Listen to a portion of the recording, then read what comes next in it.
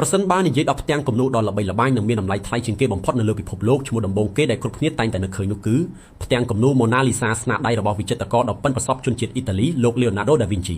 គំនូរដ៏ចំណាស់មួយផ្ទាំងនេះត្រូវបានគូរឡើងក្នុងចន្លោះឆ្នាំ1503ដល់1506ហើយបច្ចុប្បន្នត្រូវបានរក្សាទុកយ៉ាងមានសុវត្ថិភាពនៅសារមន្ទីរ Louvre ក្នុងទីក្រុងប៉ារីសប្រទេសបារាំង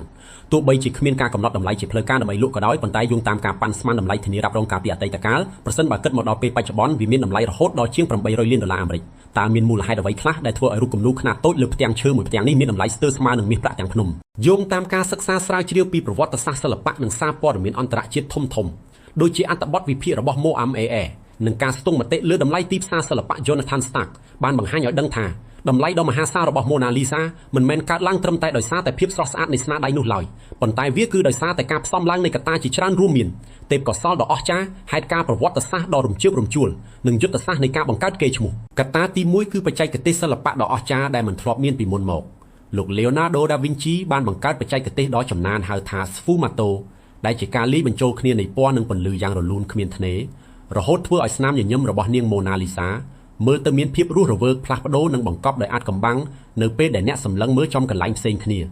ក្រៅពីនេះទេសភាពខាងក្រោយនិងកាយវិការរបស់តួអង្គក៏ត្រូវបានរៀបចំឡើងយ៉ាងល្អិតល្អន់បំផុតដែលបង្ហាញពីការគិតគូរខ្ពស់លើកាយវិភាគសាស្ត្រមនុស្សកត្តាទី2និងជាចំណុចរបត់ដ៏សំខាន់បំផុតដែលជំរុញឲ្យ Mona Lisa ក្លាយជាទីចាប់អារម្មណ៍ខ្លាំងពន់ពេកគឺរឿងរ៉ាវនៃការត្រូវបានគេលួចយកទៅបាត់កាលពីឆ្នាំ1911មុនពេលមានហេតុការណ៍នេះកើតឡើងគំនូរ Mona Lisa គ្រាន់តែជារូបគំនូរធម្មតាមួយក្នុងចំណោមរូបគំនូរជាច្រើនទៀតនៅសារមន្ទីរ Louvre ប៉ុណ្ណោះ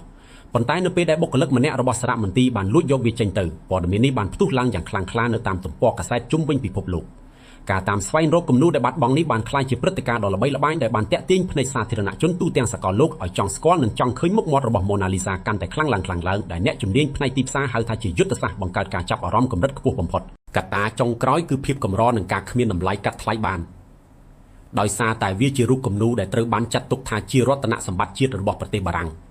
វាមិនមែនជាកម្មសិទ្ធិសម្រាប់យកមកជួញដូរឬដាក់លក់ដេញថ្លៃនៅលើទីផ្សារសេរីនោះឡើយការដែលมันអាចទិញដូរបាននេះហើយទើបធ្វើឲ្យតម្លៃរបស់វាត្រូវបានរួចផុតពីដែនកំណត់នៃទីផ្សារធម្មតា